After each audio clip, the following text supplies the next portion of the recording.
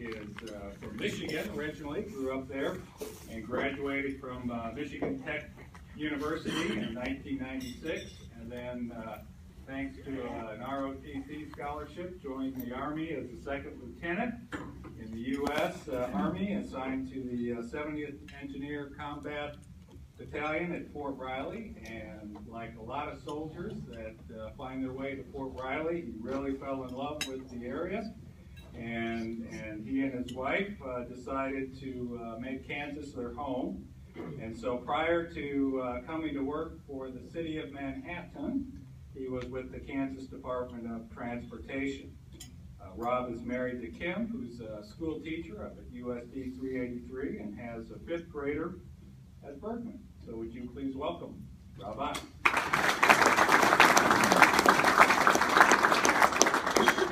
Good afternoon, everyone.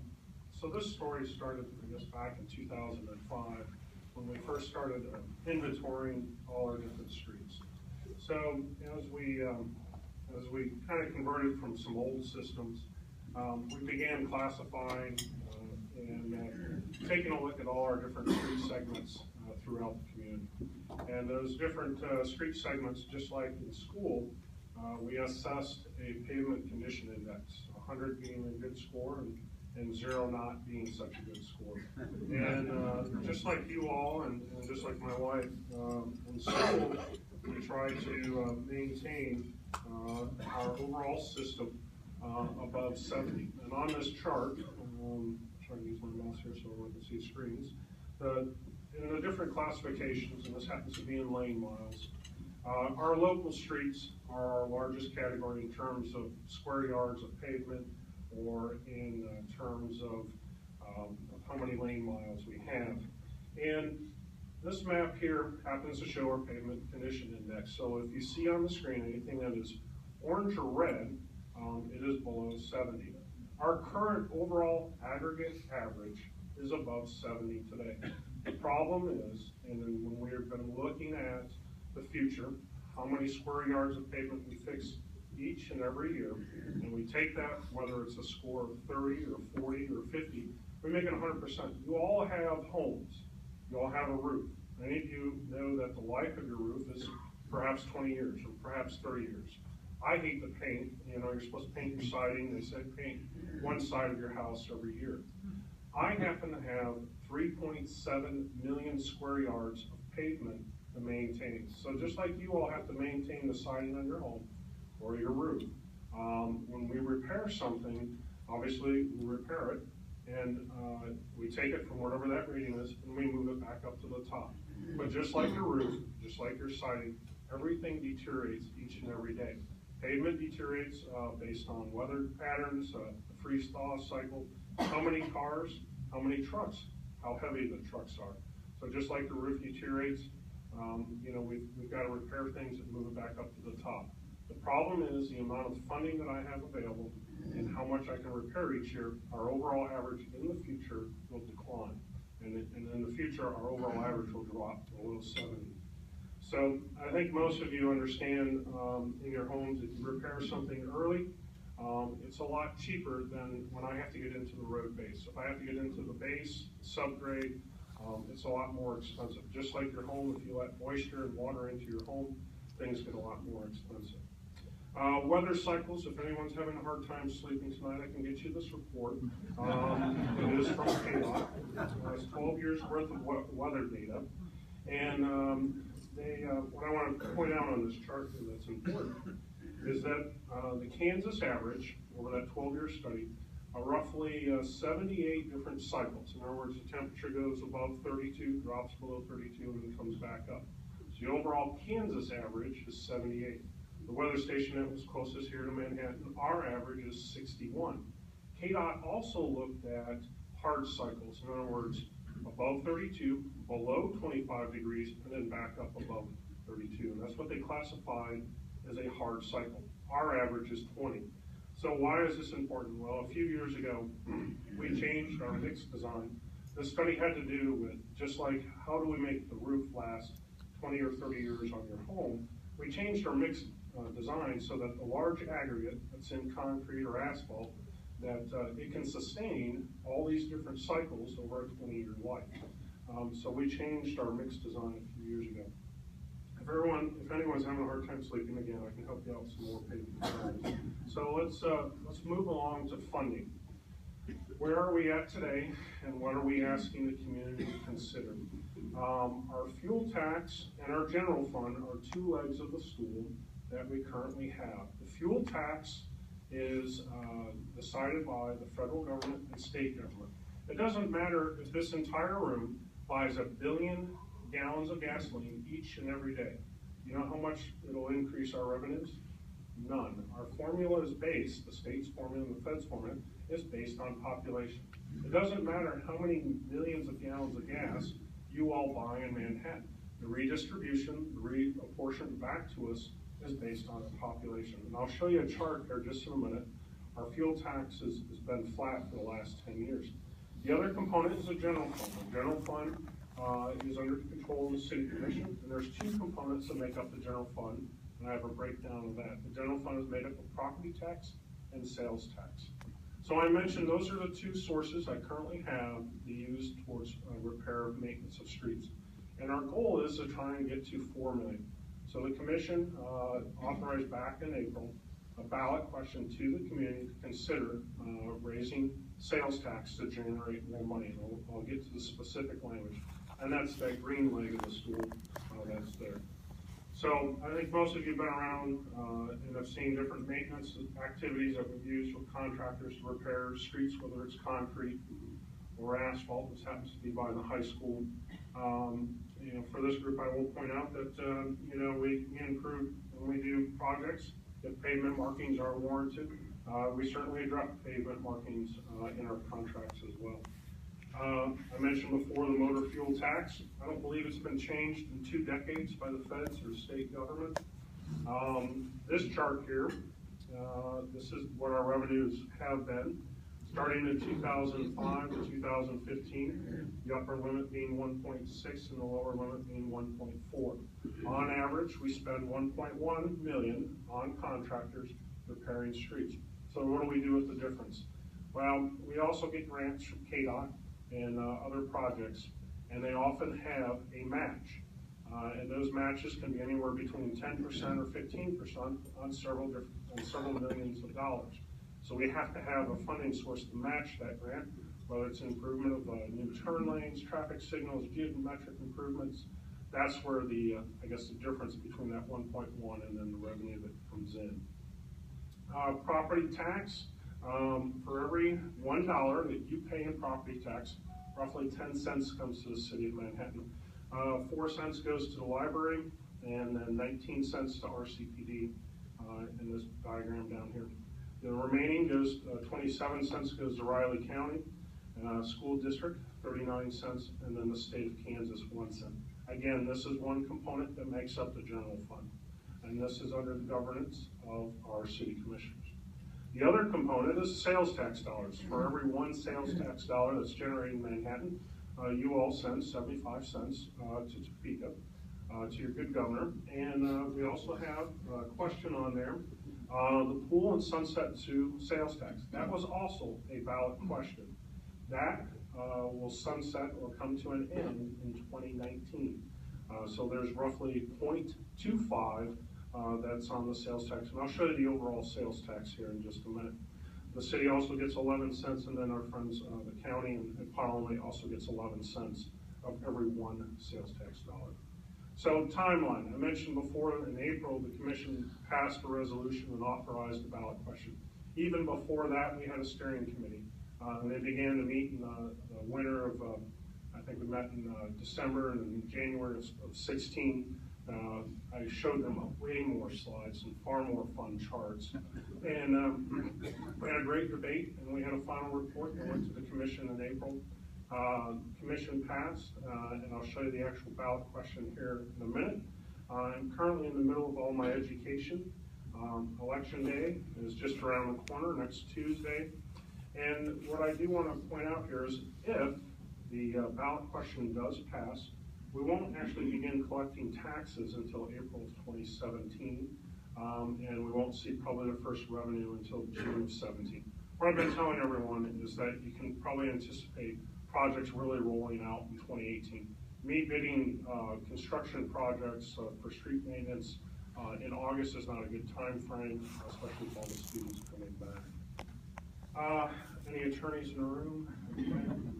All right, let me break this down. This was written by our city attorney, Mr. Frost. And here's some of you laughing, so you know Bill. Let me break it down into the specific components. This is what you're going to see on Tuesday, or if you're advanced voting. The important question here is that we are asking the community to consider 0.2% or 0.2% increase to sales tax. It would begin on April 1st of 2017, and it would sunset 10 years later, March 31st of 2027. Now there's two components to this ballot question and where the funding would go. The 0.2 generates roughly $2 million a year. 95% would go towards street maintenance. And the word I want to point out, because we wordsmithed it publicly at the commission, that existing streets. And it's for the repair of existing streets. The charts I showed you all earlier, you know, that's our current inventory of our system. This isn't for expansion or anything of that nature. It's for taking care of our existing streets. The other component, the part B or the second component, is our safe routes to school. And I have some more slides on that. And roughly 5% will go towards that. It could be anything from sidewalks, improve traffic signals, school zone flashers, and I'll talk a little bit about the process and how we came up with that list.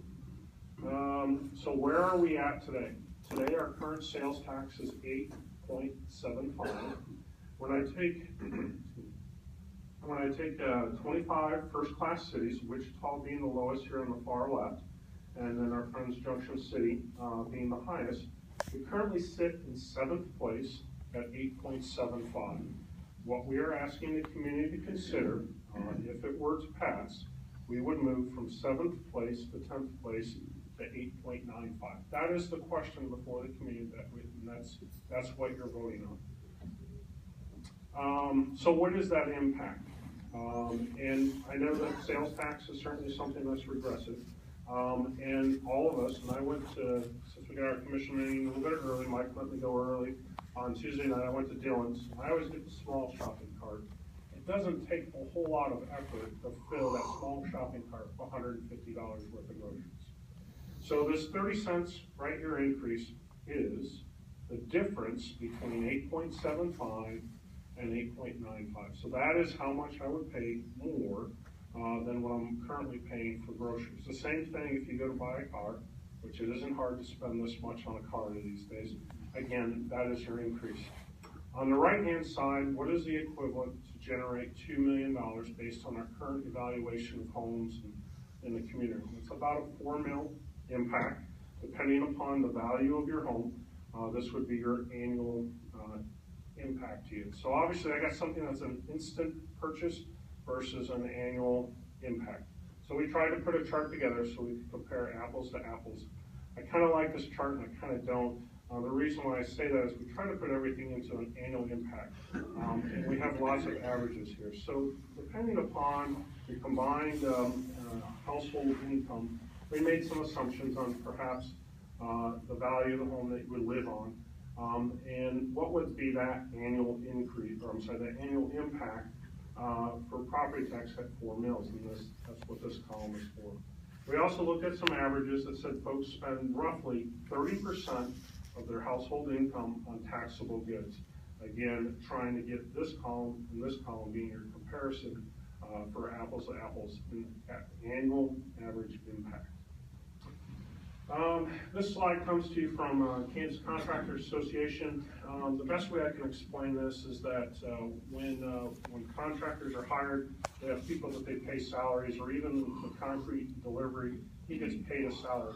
That deliverer or that employee buys goods, buys services, spends money in the economy. Again, that filters through the rest of the community.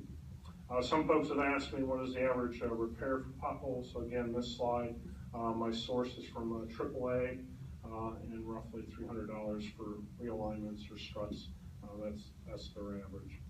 So part B of the ballot question, safe routes to school. So safe routes to school actually started several years ago, and it was a great collaboration between the school districts with principals, parents, site councils, law enforcement, and we even let engineers go to the meeting. And we formulated a number of things that were needs around each school. Were there sidewalk gaps in the network? You know, could a student make it within a quarter mile to the school if they wanted to walk or ride? Were there school zone flashers that need to be upgraded? Was there traffic signal enhancements that needed to occur? And the committee identified on this map here, anything in blue, there's roughly 1.1 million in identified need that we don't have a funding source for, or we haven't been able to get grants for. We have been able to get grants for some projects, but there's still a 1.1 million need out there. So you heard me earlier say 5% of 2 million is $100,000 a year. 10 years, 100,000 times 10 years is $1 million. So if the ballot question does pass over the 10 years, we'll be able to take a really good bite out of all these identified projects and needs in the community. So with that, we did do a community survey back in 2015. And, you know, we asked a number of different questions. One of the questions was about street funding. Folks basically strongly supported or supported, that's roughly 72%. Where the community kind of differentiated on was whether we should be using sales tax or property tax. Obviously, the commission made a decision to put the ballot question before on the sales tax. And one reason why I believe that, and I didn't point this out, I apologize, is that for every one sales tax dollar that does come into the community, roughly 30% comes from someone that lives outside the community, whether they're in Potawatomi County or come here and visit and shop. Our regional poll factors, roughly 30% of every $1 generated for sales tax comes from the outside.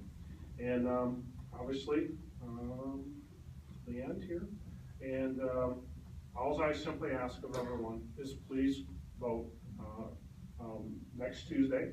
The question is obviously an impact to all of us, and there's two components to the program. Roughly 95% goes towards the streets for maintenance of existing streets, as well as our Safe Routes to School program. And with that, it's a 10-year duration, and with that, I'll stand for questions. Rob, you may want to talk about the contractors versus hiring suitable. Absolutely. So what Commissioner Dodson has pointed out here is that our intent with the funding, if it were to pass, is our intent is to hire contractors to do the maintenance work. Our intent is not to hire employees, purchase equipment. As revenues come in, we'll have projections and we'll know what we have. When we go out to bid, we have a rough idea of how much concrete or how much asphalt is going to cost for the year. So when the economy is good, we'll put out what is appropriate to match the revenue source. And then we can be more aggressive if we're having a good year towards how many of these different streets. As you can see, I have plenty to choose from on this map to get started on. If the economy is down, obviously we will reduce the amount of quantities that we'll put out to bid. So instead of putting out 10,000 square yards of concrete or 10,000 square yards of asphalt, we'll reduce that quantity to match the revenues that come in. The importance of that is we're also not paying financing costs. We're not paying temporary notes, we're not paying bonding costs. It's intended to be paid via cash. I saw a couple of hands. Yes, Dee. Some of the safe route to school sidewalks, the new sidewalks, or do they have to be existing also? Some of the projects Dee identify are brand new sidewalks that do not exist at all. You know, some of the history, a little bit for myself, is that, you know, the community went from having sidewalks on both sides of streets. Subdivision regs changed through the history man, and all of a sudden sidewalks, they weren't even required. So there are subdivisions and neighborhoods that have 0 sidewalks. We now have a policy, obviously, as new subdivisions come in, depending upon the classification of the roadway, whether they should have sidewalks on one side or both sides. So some of the projects identified are brand new sidewalks that help complete and improve that network and connectivity for that student to get to the school. your PowerPoint presentation available on the city website? Yes, it is. This full presentation is available on the website, and if you're having a hard time speaking or sleeping, I have a technical presentation that has even more fun charts, but everything is on the city webpage. And if you need that specifically, I can certainly get that to you later. But we do have that on our city website. Some other questions? Yes, sir, laying back. Where there is no sidewalk now, will the landowner be required to pay a tax on the sidewalk or something like that? No, that's an excellent question. So the intent is, the dollar amounts that we've estimated for the projects is so that the program pays 100% of the cost of the installation of the sidewalk. And in some neighborhoods, we know that we will have to get paid electric bill.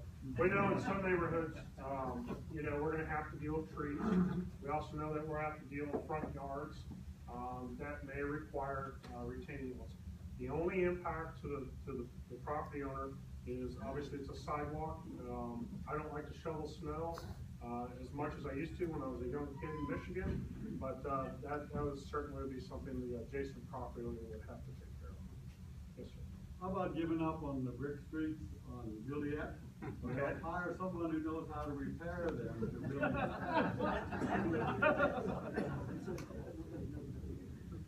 Okay. But no, good question. The reason why I say that there are certainly folks, that like them from a historic standpoint. I'll talk. Maybe they don't drive on them very Maybe much. they don't. Or they don't live on them, which I did for 9 years. So, thank you. So on the brick streets, I will update you. We have received on Juliet Street, we have received 2 phases of a grant from KDOT to rehab those streets. So the first phase is from Laramie to Bluemont. We're actually going to, KDOT I believe is paying, it's either 85 or 75%. I have to go back and look at the agreement. We're actually building a 6-inch thick road, 1 inch of sand, and then we'll be relaying the bricks. All the intersections will be concrete, and that first phase we'll bid this spring. The second phase we haven't designed yet, but we just signed the agreements with KDOT. So we do have an intent to use some contractors. And we have the intent to use contractors to address and rehab those streets. There are other streets out there that are brick that we don't have grants.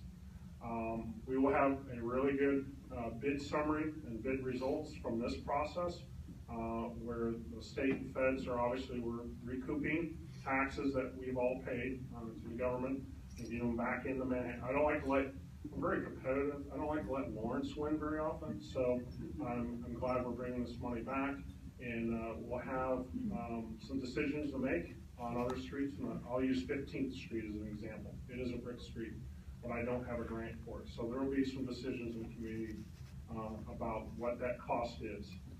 I know what a concrete or asphalt street costs. It might cost, say, X. We'll find out if the cost of this technique is going to be 1X, 1.5X, or 2X, and we'll have to make some decisions of it. Any other questions? Yes, sir. What factors do you consider concrete versus asphalt? There's been some life cycle costs out there. Concrete has a higher initial cost to install. Many of the studies will tell you that concrete should cost you less in preventive maintenance each year than asphalt. Asphalt's initial cost is lower, however, it does require more periodic maintenance. So, for example, if you have an asphalt street, almost every, depending on the traffic, between 8 to 15 years, you have to do a mill and overlay, or you have to do a seal coat. Asphalt prices traditionally trend, except for last year, have been going up. I don't know, my intent is not to do a complete switch from one or the other. My intent is really just to maintain the pavement types that we have.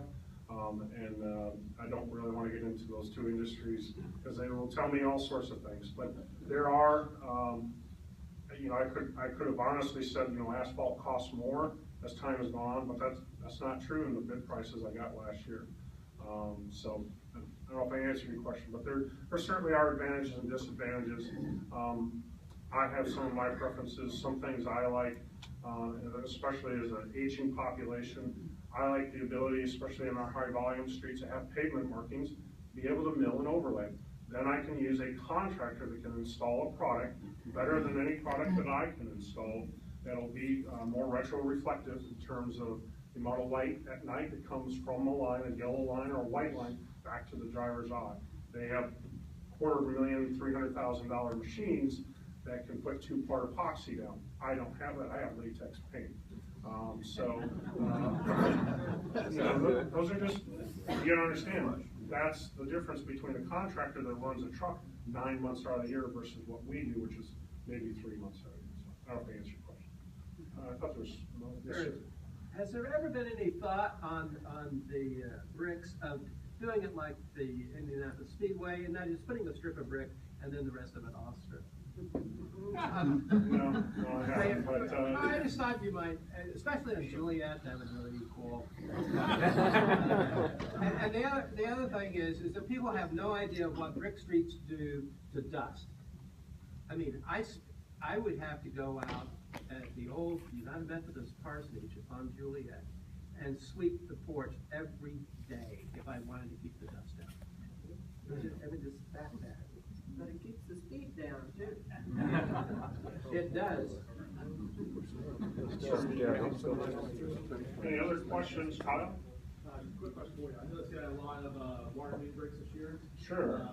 So any kind of road work or anything like that will still be done through a third party, and how available are they for overnight relief? So on the water main breaks, we actually have a crew that's designated to come in. Okay.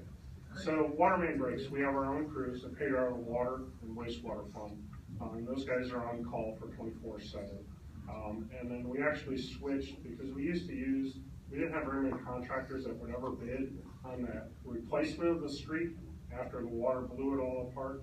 We actually have crews that work for the city, they're city employees, that now address that. I think we're addressing those repairs a lot faster.